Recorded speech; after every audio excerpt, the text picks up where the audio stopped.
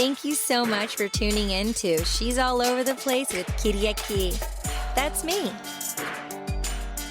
Thank you so much for tuning in. Today is a special episode with my co-host, Nicole Janton. Just want to let you know we are not doctors by any means. This isn't advice in any which way possible. We're just caring and sharing with some personal experiences that we've had in the healthcare system. It's going to come up today. Healthcare, doctors, medications. We're going to be raw, real, and vulnerable with you because that's why we show up and do what we do. So we all can learn and grow together while being hopefully slightly entertained.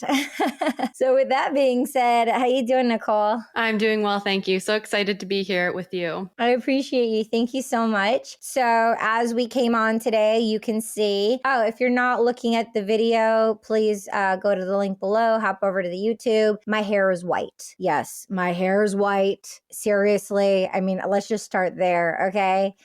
Oh my gosh. I'm like Andy Warhol. I feel like white. Oh my God, white. I was crying when it all happened. Yeah. I mean, how often do you get your hair done? Yeah, I get my hair done every year, every 8 months. That's why I like the balayage because it grows out nicely. Yeah, totally. I've had that done a couple of times and it does. After the few weeks, it really like gets a really good vibe going. And I feel like with this white hair, that's going to happen with me as well. So just to start from the top, well, I mean, the top should be right now. I just went in, like when I booked it, I booked a haircut and I booked just top highlights. I just wanted a face frame. I just wanted just the bangs and just around the face, just the top, very simple. That's it. So I ended up going, I was there for 4 hours. I was dizzy from smelling the chemicals. I was exhausted. I had the blue in my hair before. And so I just needed the blue would be even more poppy. I needed to just get that one layer of blonde on the top just so I could go home and then just put the blue on myself because it's like super fun and easy to do. And I'm an artist. I just rock it, make it work. It's been working for me since last February. It's all good. Anyway, he's like, oh no, like you need more. And I was like, okay. And he's like, you need like a second process. And so I've never had a second process. I didn't know what that meant. And I'm just like, I trust you. Okay. And then he told me about the second process thing. So then he like puts me back under. He does like more things on my head. I feel like I'm in like an alien, not an alien, but something from outer space. And then it's like burning a little. And I'm like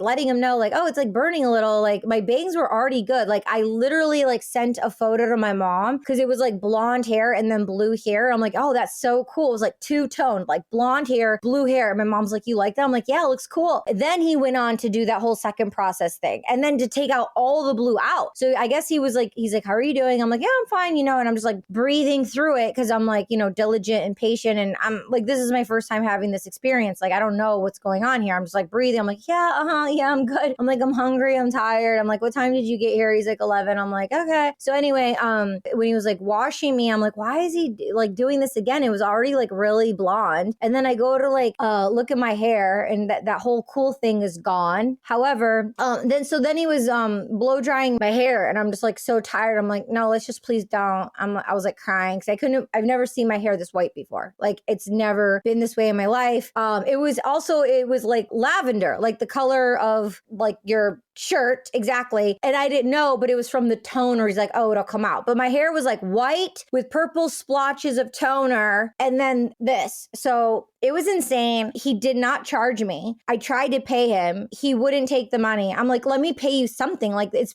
4 hours. I was there from 5 to 9. I'm like, let me pay you something. He wouldn't take any money. But before that happened, I was sitting in my chair because like it was so late. He couldn't cut my hair. I'm like, yeah, I had to tell him like, oh, I'll come back because I'm like dizzy. I'm so tired. Anyway, he broke up with me. He told me he cannot do my hair. I'm like, what? Like, yeah.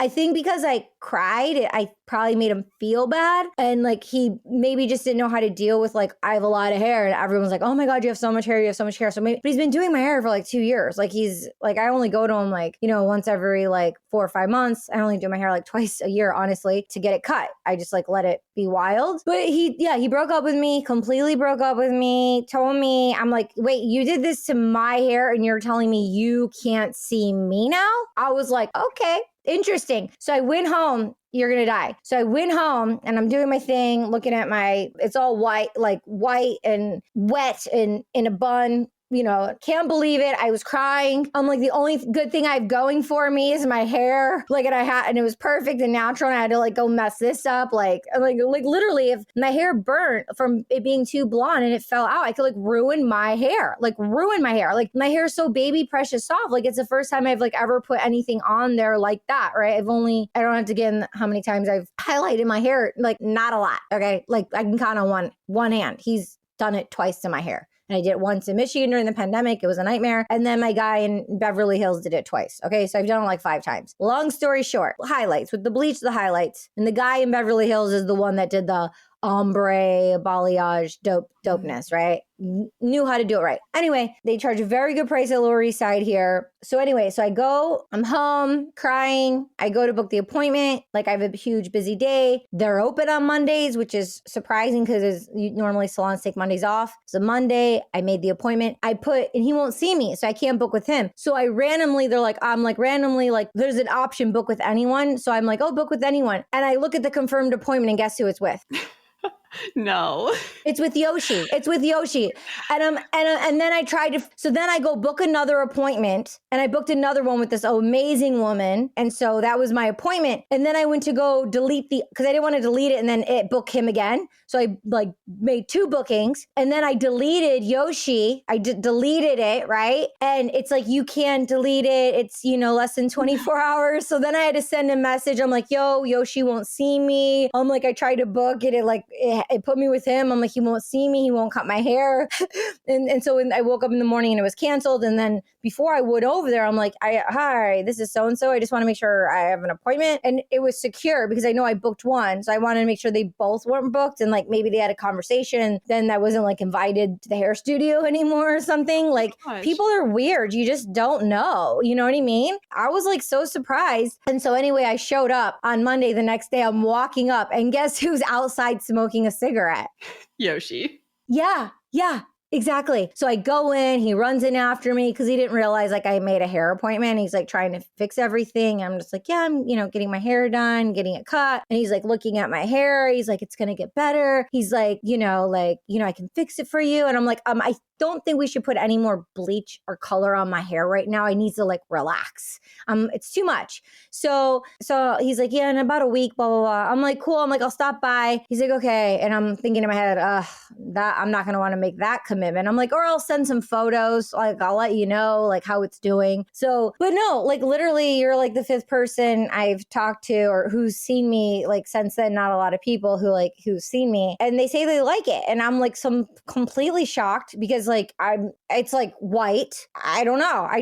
Maybe it's going to grow on me, but I was just completely shocked and I can't believe it. The one thing I do like though, I have to tell you that I accidentally saw 2 nights ago when I was like trying on clothes and scarves and beauty things to like feel good to go out to like some events in New York. Fashion Week's coming up here. But look at this. And when I turn my head to the side, I have a whole Sia thing going on because I only face framed it here and here. But because I only face framed it here and here, he didn't just face frame it. He did like the half part that sits up here and not the back. So look at that. Oh my gosh. Yeah. You still have like your full brown back there. Wow. Yeah. There's like a perfect line of like Sia, black and white, but it's like brown and white, but it's like so white that it looks black. But yeah, it's like it looks cool like from the side, like for a photo shoot, like yeah.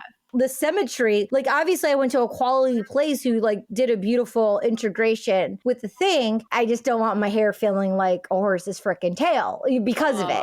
You know what I mean? And like I said, like no matter what, like I wasn't mad at him. I didn't blame him. I didn't shame him. I'm like, you've had a long day. Like you tried your best. Like, I mean, I wish he would have communicated with me. I didn't, but he's, I don't know, maybe it's a language barrier or something like that. It had to be a language barrier, but I've learned moving forward, no matter what you have in your mind, it's important to take photos and show people the blonde you think you want, how like what you want, because and especially when you're going for a cut. I had a situation that happened, with the woman when I was telling her like, Selena Gomez bangs, like blunt, not thin, because I have a colic, and then it'll go up. If they're too thin, you have to be heavy enough to hold down the bangs. But also, like, I don't want soccer mom with all those freaking layers. Like, I like supermodel, edgy, Calvin Klein, Chanel, like supermodel, boss, like pin straight, like beautiful, healthy looking hair, right? And even when you say that, thank goodness she cared and wanted to be very specific.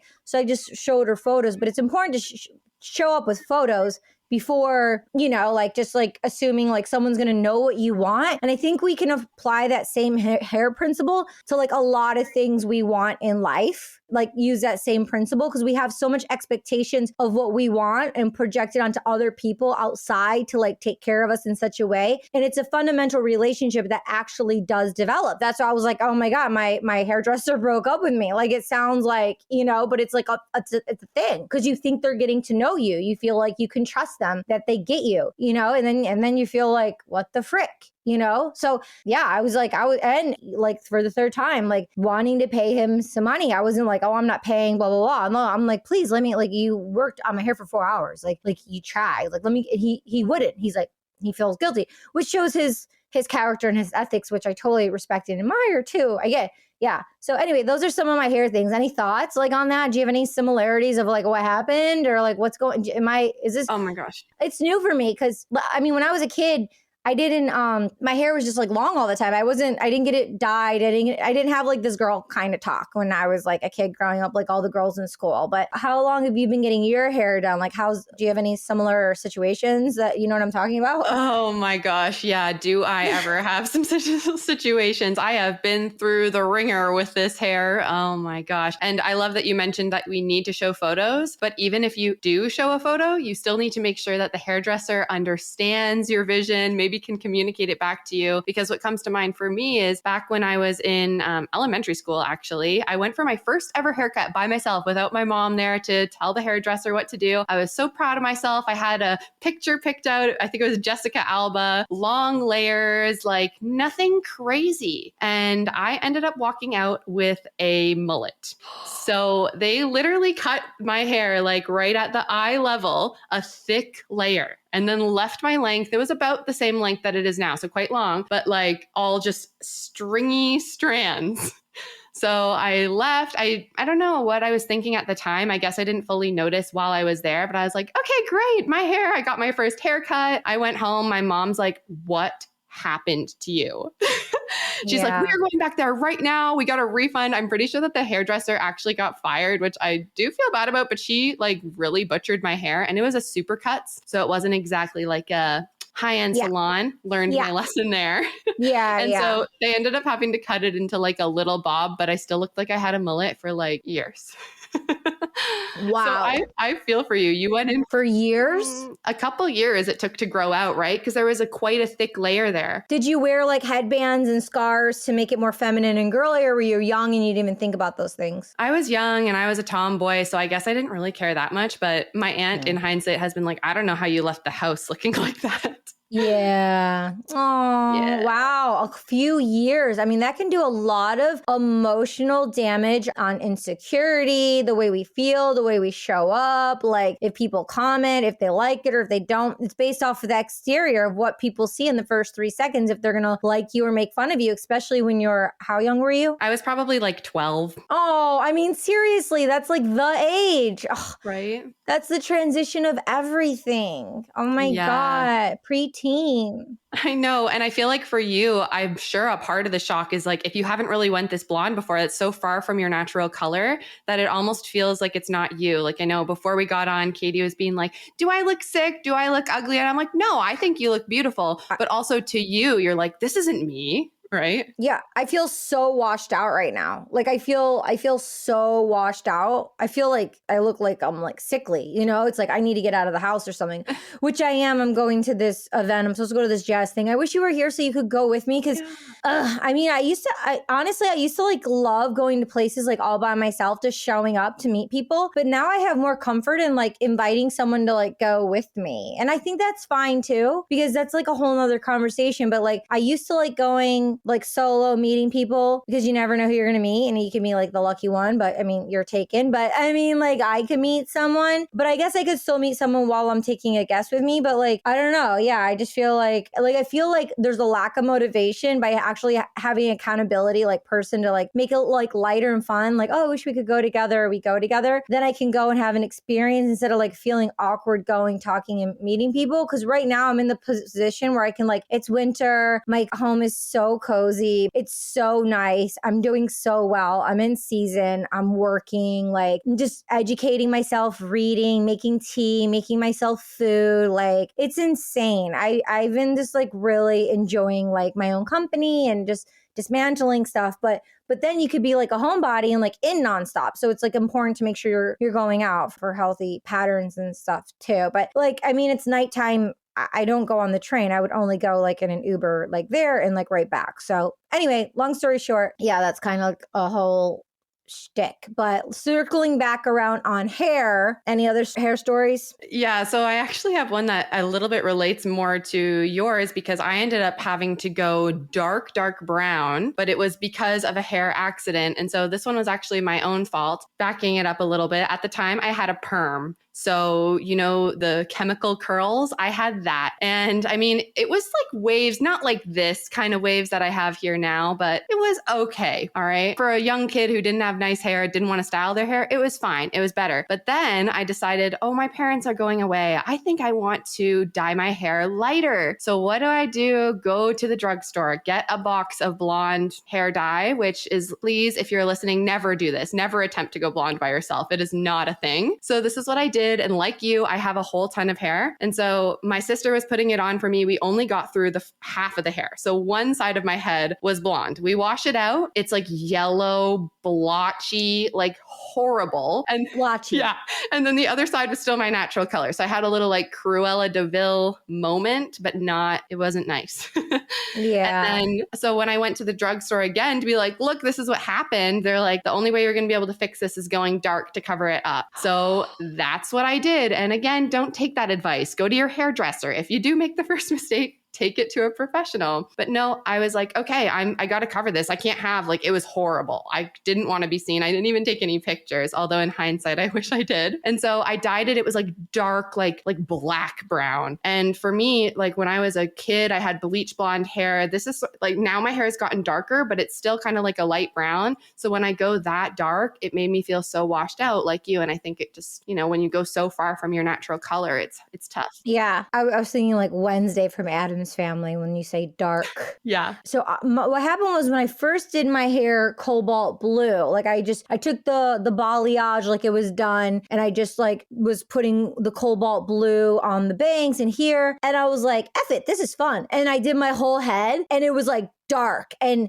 it looked super cool, but it was so dark and it was for a while. So that's why moving forward, I'm like, oh, I'll just do the front and the sides, the face frame and leave my natural hair alone. But what happened was when I did do it dark, when I looked at myself in the mirror, I felt like my spirit was dark. I felt like everything. I felt like my depression more like heavy. Like I looked like I thought maybe I looked like sickly, like being so dark. So I look sickly when I'm white. I look sickly when I'm dark. Like, geez, I need to let up on myself. But we're hard on ourselves, like as humans, I mean, one of the first episodes we did was all about like self-care and how do we do that. And it's right there, like calling ourselves out when we're aware, and even if we're laughing in a lighthearted way about it, Not only dark, intimidating. I felt intimidating. I felt it was powerful and I was intimidated by my power. Yeah.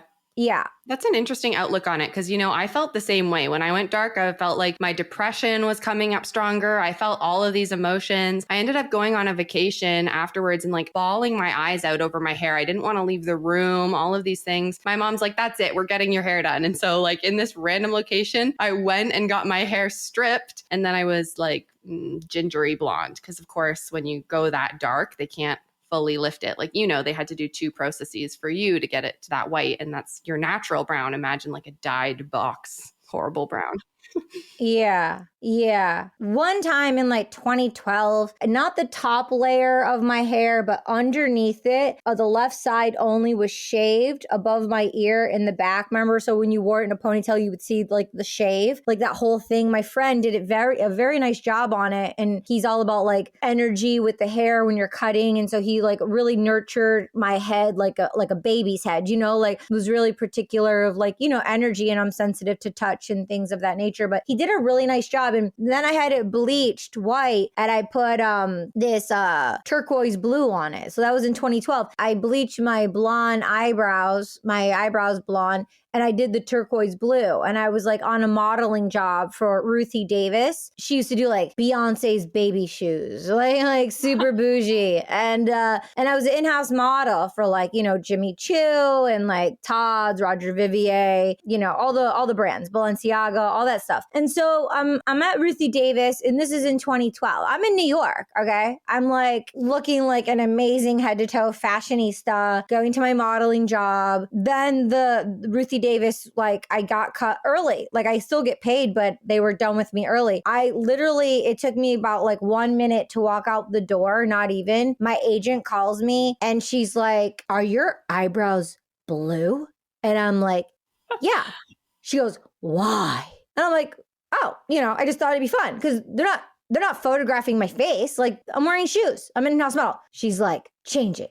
Fix it." So I like went to CVS. I got one of those eyebrow thingies and just like put the dark over the blue. So like any job I had, because it takes 2 weeks, it just grows out. But now look, it's 2023.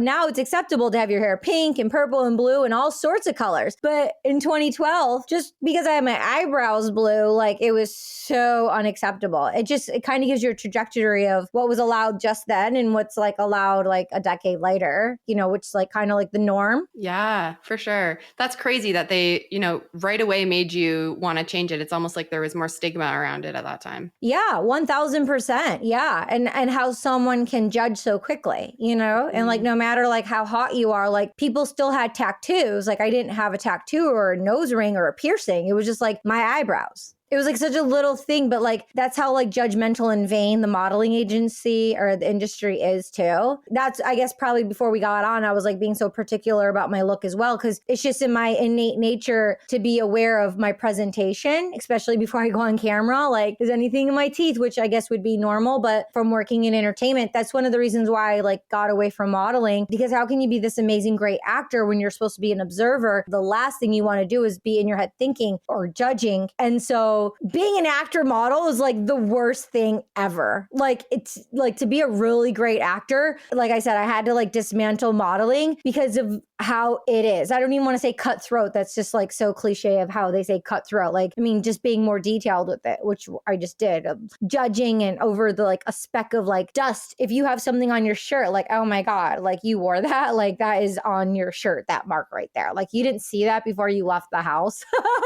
You know what I'm saying? Like that. Yeah. Yeah. And I feel like in the, it's almost like you're hiding behind your looks a lot of the time, or not even just hiding behind your looks, but your looks are the main thing that's being presented. And with acting, it's so much more about being able to get vulnerable and get into that emotional side of yourself, I feel like. Yeah. It is a look too, though, especially with TV. I don't know, like, I guess it's changed with diversity and inclusion because people can adopt and people can be like same sex and like have a child and things like that. But like, growing up doing TV, a lot of times, like, I mean, for example, Cold Case was one of the most toughest shows to book because a lot of times they needed the cold case files, they had to match the family members from present day to, the cold case files from before. So Barbara Florentino and Rebecca Mangieri, who cast me on those shows, they would bring me straight to producers and I would go straight to producers and the writers, directors, producers in this room, with like 13 people in the chair stacked on top of each other, like watching me act. Like they were rooting for me. They wanted me on the show. It took me 8 times on my 8th time. And that's why they gave me one of the reasons why they gave me a guest lead, not even a guest star. They gave me a guest lead on that show. Like I was like, obviously like a guest lead, but also like the fortitude fortitude and what went behind. You know, a lot of times when you have job positions, like someone, you could give them a raise, like, oh my God, this person's amazing, I want to show my appreciation, but they're like, oh, okay, and they're not that excited about it, even though money's cool. It's almost like the title. Like some people have different things that they get excited about, like being acknowledged, their title, notoriety. Like sometimes like the money's cool, but sometimes like other things are more important than just money. I've always been, you know, it's the first time I've ever said this on the show though, actually.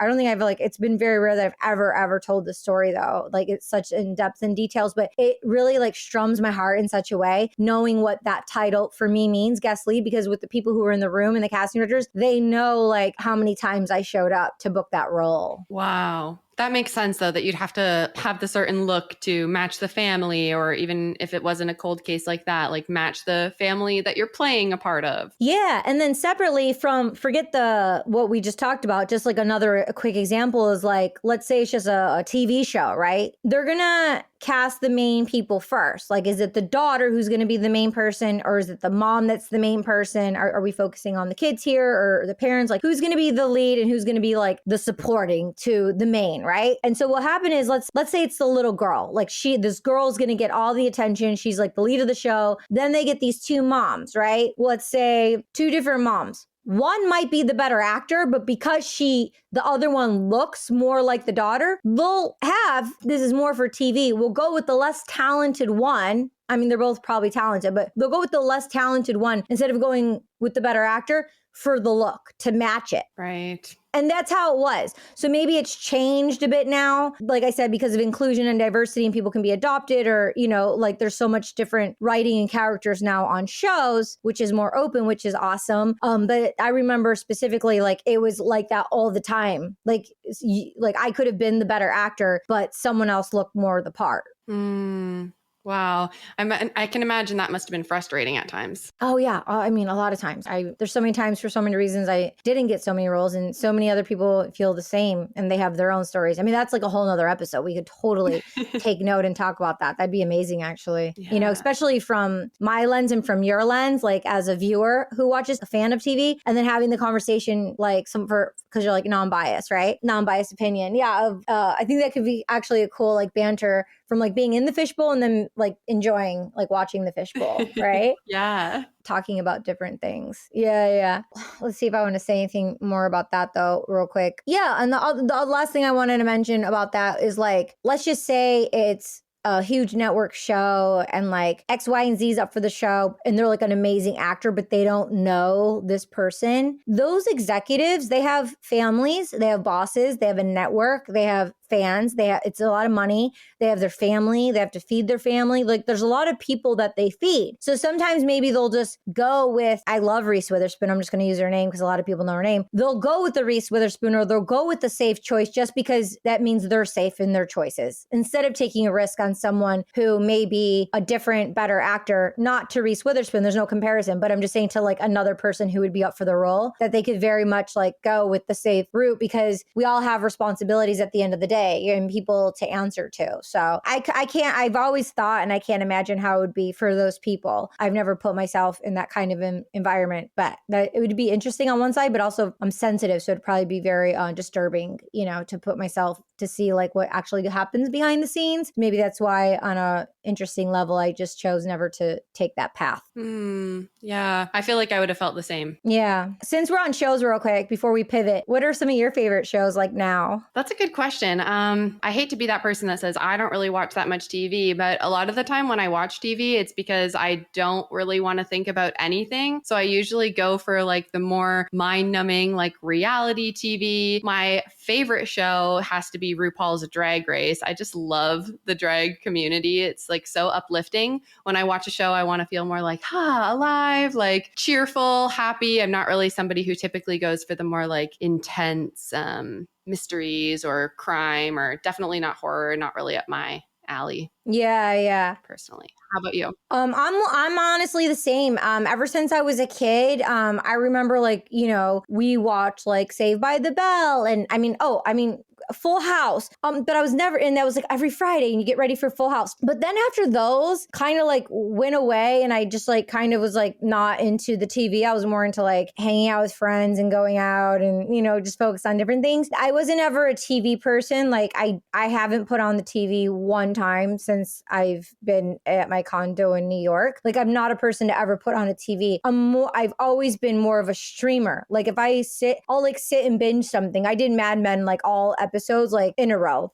I would just like order in. I would only like get up to go to the bathroom and get right back into bed and just like watch. And I did that for Bryan Cranston. I don't think I know the one you're talking about. There was Mad Men, and then the one where he was like a family man and then he became like a heroin dealer, and he did it because he liked it. And Breaking Bad, is that what you're talking about? Yeah. I marathon those. So the seasons were out like years prior, but I didn't watch them as they came out. I just, after a few years, like one had 3 episodes or 3 seasons and one had 5. I just binged them in a row. But the other thing I was going to go to is like my all-time childhood favorite. And I actually just watched Kid 90 yesterday, Soleil Moon Frye. Punky Brewster was my jam growing up. Were you into Punky Brewster or no? I was not, but I think I might have been like just after Punky Brewster was... Yo, like, I think, like, when you look, I'm gonna binge the series. I watched just episode 1. I blinked and it was over. That's how good it was. But I remember everything, crisp as day. And, like the pilot and the dog and the way she spoke, and she's so cute. And all the colors in the font and the graphics of the credits, like all the colors, it's like a rainbow bright. And her 2 different shoes. And like growing up, I'd wear 2 different color socks, 2 different shoes. And I would always get like, if there was like same shoes, different colors, I would like get 2 pairs and I would wear different, the different color shoes. Like I grew up doing that. Yeah. I mean, and I was having a conversation with someone. You didn't realize until I was having that conversation, like how much it like brought me to that. And I think going back and watching those things that like motivated you and inspire you in such a way, I think it's really important to go back and rewatch those, because I think it rekindles our spirit and it gives us like, oh my God, this is why I went on this journey, or this is why I'm attached to this so much. It gives you this like whimsical, like knowing and purpose, I feel. And I think it maybe revitalize it in a whole new way, like, being X amount of years later. Yeah, for sure. It gives you that nostalgia. And it's just so interesting how much watching TV and movies can really influence how you feel, right? Like it's not just about thinking about the storyline, but like you said, it gives you that sort of feeling. I love it. Yeah. Well, I know we were going to like totally go into medications and stuff, but it just like flew. So how about we have it on the next episode we do together. We'll just talk about meds and deep dive there. Maybe tell some more hair stories. Does that sound good? Yeah, that sounds good to me. Any last thoughts before we roll out? Be careful with your hair, people. If you love your hair, don't just trust anyone with it. Yeah. And while you're waiting to hear the next episode with us, definitely look at the show notes below, because Nicole had me on her podcast, Anxious and Ambitious. It's streaming live, so I'll put it in the show notes so you can tune into that episode. And also, we do have giveaways every single episode, so go to the link below, put in the topic, Girl Talk and Hair, and tell us your experience, no matter when you're hearing this episode, because we're giving multiple gifts away. It can be a Zoom with me, it can be art, poetry, music, like it can be anything. We're even giving away money now in interesting ways, so would like to share more. But yeah, just make sure you're subscribing, liking, hitting a 5-star on Apple and Spotify, and share this with at least 3 or 4 people, please. We'd really appreciate that. And because of you, we're in the top 1.5% podcast out of almost 4 million podcasts. We're almost at the moon. I have a feeling before the season ends, we'll be in the top 1 point. Like, I think we'll be in the top 0.5%, but I think we're definitely going to be in the top 1 point. Right now we're 1.5, but I think like together as a collective, we're going to be like in the 1% before the season ends. Yes, for sure. Yeah. Goals. We got to have some goals. Up, down, all around, have some goals, right? Yeah, exactly. Yeah. Okay, we'll see you next time. Thanks so much for joining us. Bye. Thank you so much for joining us. We'll see you next time. Kitty at Key, over and out.